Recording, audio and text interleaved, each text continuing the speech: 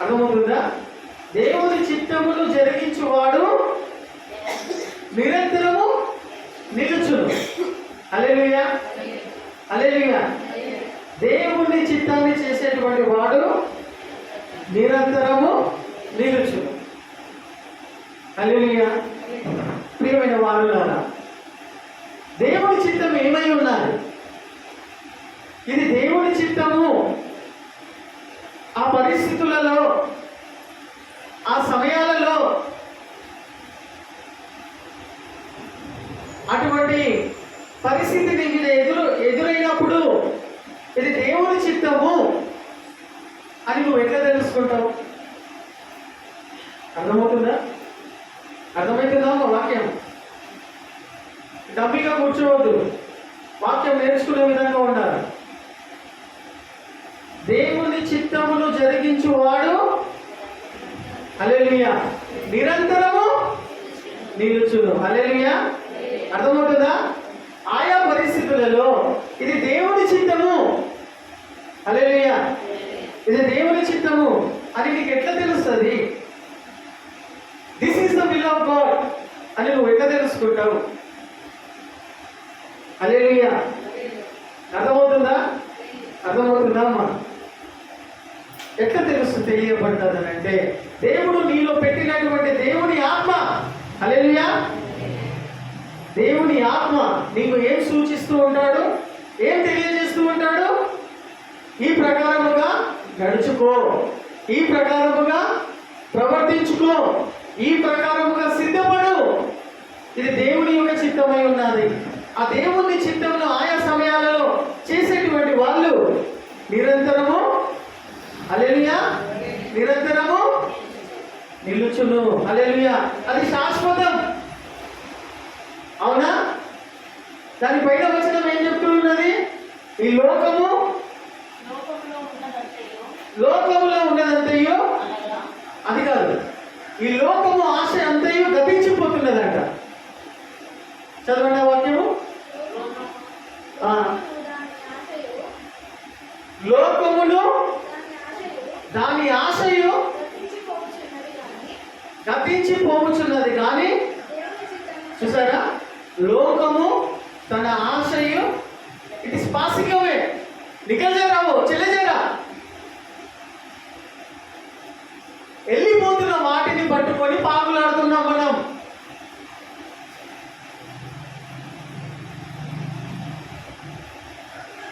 అర్థమవుతుందా? ఇట్లా ఉండి అట్లా వెళ్ళిపోయే దానికోసమే మనం ఆ జీవితాన్ని కుర్బాన్ చేస్తున్నాం, జీవితాన్ని దానిపైన పెడుతున్నాం. అర్థమవుతుందా? ఏదైతే శాశ్వతమైనది కాదో దాన్ని పట్టుకొని పాకులాడుతున్నాం. లోకము తన ఆశయం గతించిపోతున్నది. గతించిపోతున్న దాన్ని పట్టుకొని మనం ఎక్కువ మర్యాదిస్తున్నాం. గతించిపోతున్న వాటికే మనస్సు, హృదయాన్ని మొత్తము దానిపైన కేంద్రీకరించి ఇదే నా జీవితాన్ని పట్టుకొని పాకులాడుతున్నాం. కానీ అది గతించిపోతుంది బిడ్డ. దానికోసం పాకులాడకండి, దానికోసం మీరు ప్రయాసపడకండి. It is passing away. Hallelujah. అది పోతున్నది. కానీ కిందనే ఏమన్నా వాక్యం ఉన్నది?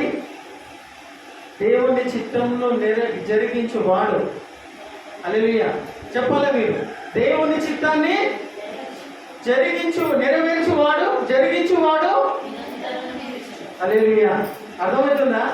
దేనికి మనం ఎక్కువ ప్రాధాన్యత ఇస్తున్నాం? దేనికి మనం ఎక్కువ పాటుపడుతున్నాం? దేనికోసం బ్రతుకుతున్నాం? అనన్న ఉనికి కలిగి ఉన్నామా? ప్రియమైన వారులారా, భూమి, ఆకాశము, సూర్య చంద్ర నక్షత్రాలు, జీవకోటి రాసులు, సమస్తం ప్లానెట్స్,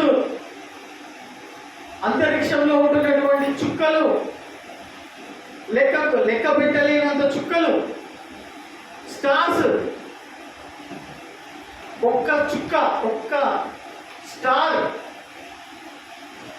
ఈ భూమి ఆకాశాల కంటే కూడా పెద్దదంట. అర్థమవుతుందా? ఒక్క చుక్క మెరుస్తుందా రాత్రి పూట? ఏదో ఒక గగనాన్ని ఆకాశంలో ఒక చుక్క మెరుస్తుంది, కొన్ని చుక్కలు కనిపిస్తూనే ఉంటాయి. ఆ ఒక్క చుక్క అనేది భూమి ఆకాశాల కంటే కూడా, ఈ భూమి కంటే, సూర్యుడి కంటే, ఈ లోకంలో ఉన్న వాటన్నిటికంటే కూడా పెద్ద సైజులో పెద్దది. అటువంటి కోట్ల నక్షత్రాలు ఆకాశం యొక్క మండలిలో వేలాడుతూ ఉన్నాయి. దానికంటే ఒక ప్లేస్ లేదు. ఇప్పుడు ఇలా ఫ్యాన్లు పెట్టినాము, అది ఒక దానికి స్టాండ్ ఇచ్చినాం, అది ఉన్నది. ఏదైనా కానీ కూడా ఏదైనా పెడితేనే అది నిలుస్తుంది. కానీ స్టార్స్ అనేటువంటి వాటికి కానీ సూర్య నక్షత్రాలకు కానీ ఎటువంటి కట్టడాలు లేవు. అది ఉట్టిగానే వేలాడుతున్నాయి అవి గాలిలో. హల్లెలూయా, వేలాడుతున్నాయి. సముద్రంలో ఒక పెద్ద ప్రపంచం ఉంది. తెలుసా మీకు? తెలుసా ఎన్ని జీవకోటి రాసులు ఉంటాయి అలా? ఎన్ని చేపలు ఉంటాయి, ఎన్ని వేల్స్ ఉంటాయి, ఎన్ని జీవకోటి రాసులు ఉంటాయి అట్లా? అదొక పెద్ద ప్రపంచం.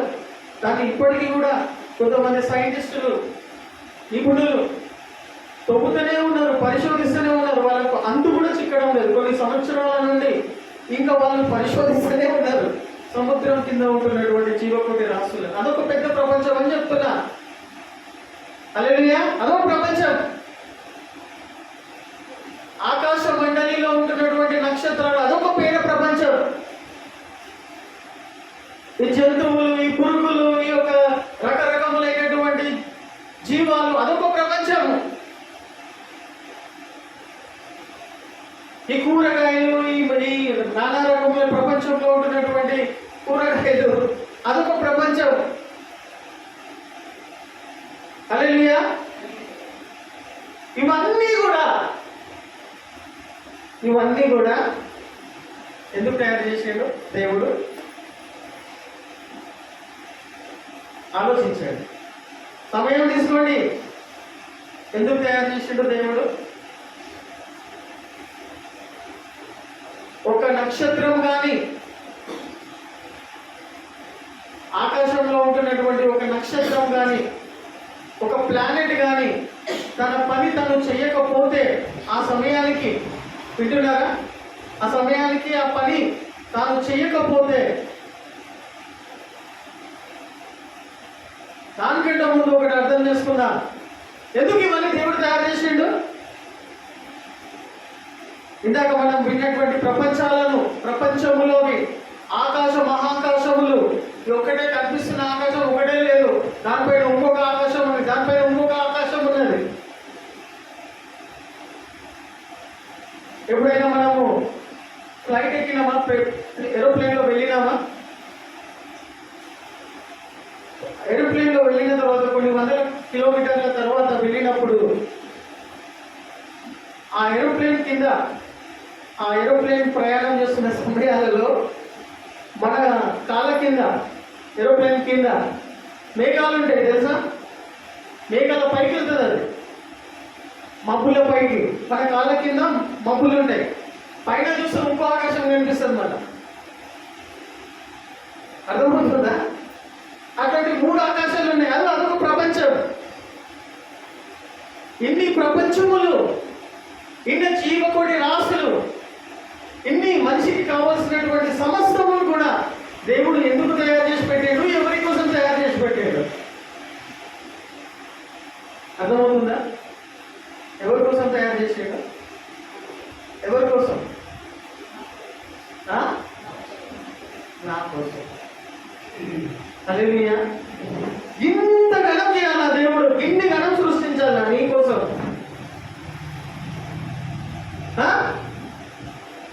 నీకోసం, నా కోసం ఈ జీవకోటి రాసులను, మూడు ఆకాశములను, వాటిపైన ఉంటున్న నక్షత్రాలను, జీవకోటి రాసులను, సముద్రములను, కూరగాయలను, వస్తువులను, సమస్తము కూడా నీకోసం అంతగానం దేవుడు తయారు చేసి పెట్టాలా?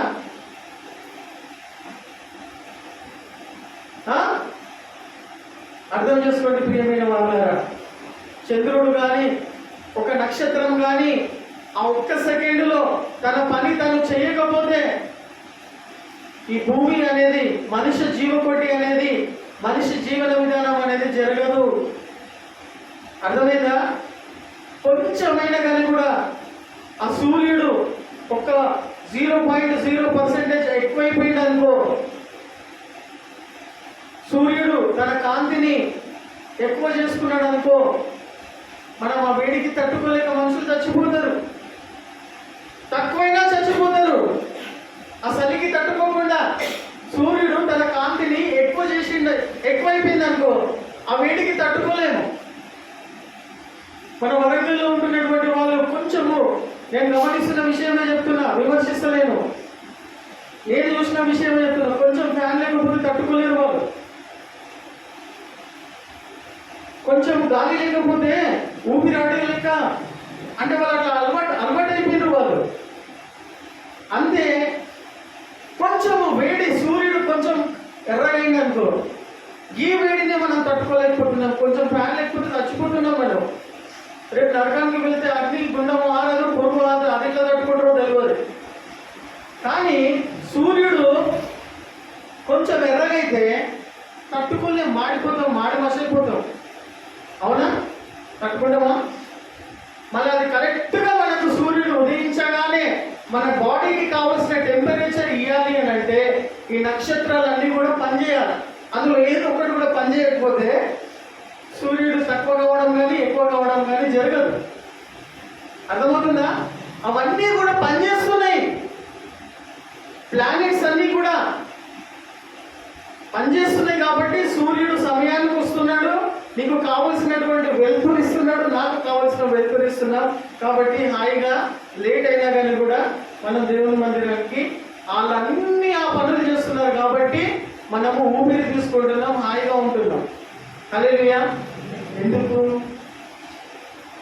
ఎందుకు అంటే మన కోసం. ఏం చెప్తున్నాయి వాక్యాన్ని బట్టి? అన్నీ కూడా పైన ఉన్న వాటి అన్ని ప్రకృతి మొత్తం కూడా ఆయా దేవుడు వారికి నియమించిన పనులన్నీ అవి చేసుకుంటూ వెళ్తున్నాయి. చేస్తున్నాయా లేదా?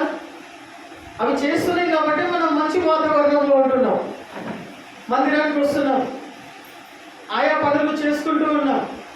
అందులో ఏదైనా కొంచెం తేడా వచ్చిందంటే, కొంచెం సముద్రం పొంగిందంటే, వారం రోజులు భీకరంగా వర్షాలు కురుస్తున్నాయంటే, లేకపోతే వారం రోజులు భీకరంగా ఎండలు మండిపోతున్నాయంటే బ్రతకలేని మనుషులు బతుకుతామా? అవి సక్రమంగా క్రమంగా దాని పనులు వాటి చేసుకుంటూ దేవుడు పెట్టిన విధి విధానంలో అవి పనులు చేసుకుంటూ వెళ్తున్నాయి కాబట్టి మనం హాయిగా ఉంటున్నాం. ఇందును బట్టి దేవుణ్ణి స్తుతిస్తుండాలా. ఇందును బట్టి ఇవన్నీ దేవుడు నీ కోసం నా కోసం తయారు చేసి పెట్టిండు, నువ్వు నిజమైన బతుకు బతకడానికి. హల్లెలూయా. నిజమైన బతుకు బ్రతకాలి. ఎందుకోసం బతుకుతున్న దేవుడా అని నీకు ఇచ్చిన ఒకటే జీవితమా, 2 జీవితాలు ఉన్నాయా? ఒకటే జీవితం. మళ్ళీ చిన్న జీవితం, మాట 70, 80, 90, 100. ఈ చిన్న జీవితాన్ని దేవుడు నీకోసం అన్ని తయారు చేసిన ఈ చిన్న జీవితాన్ని ప్రతి దినము you have to enjoy your self. నువ్వు బతకాలి. ఇవన్నీ తయారు చేసి పెట్టాడు కాబట్టి ఆ బతుకుతున్నాను అనేటువంటి ఉనికి నీవు కలిగి ఉండాలి. హల్లెలూయా. ఇవన్నీ విషయాలు ఎందుకు చెప్తున్నా ప్రియమైన వారులారా? దేవుని చిత్తమును జరిగించువాడు ఇప్పుడు బ్రతకడమే కాదు, వాడు నిరంతరము జీవించువాడు. హల్లెలూయా. అర్థమైన వాక్యము మరొకసారి చదవండి. దేవుని చిత్తమును జరిగించువాడు అప్పుడు బతుకుతాడు. బతికి ఉన్నారనేటువంటి సంతోషం, సమాధానం వాడి లోపల ఉంటుంది. ఆ వ్యక్తి లోపల, వాడు అంటే నేను తిడతలేను, అర్థమవుతుందా? ఆ వ్యక్తి లోపల ఏముంటుంది? జీవం ఉంటుంది. హల్లెలూయా. నెమ్మది ఉంటుంది. హల్లెలూయా. సమాధానం ఉంటుంది. అప్పుడు బ్రతికి ఉన్నాననేటువంటి సంతోషం ఉంటుంది. నిరంతరము కూడా బ్రతికి ఉండును, బ్రతుకును. హల్లెలూయా. ప్రియమైన వాక్యాలు అర్థమవుతుందా? దేవుడు మనల్ని ఇంటికాలం కూడా చేసి పెట్టినాడు అని అంటే చూడండి, ఒకసారి వాక్యములు చదువుకుంటూ ఉన్నట్టయితే, ఇది వచనాలలో మనం చూసుకుంటూ ఉన్నట్టయితే చూడండి, దేవుని చిత్తమును చేసిన వాడు నిలిచి ఉంటాడు. ప్రతి పరీక్ష దేవుని మహిమ కోసమే వస్తుంది. హల్లెలూయా, హల్లెలూయా. అర్థమవుతుందా?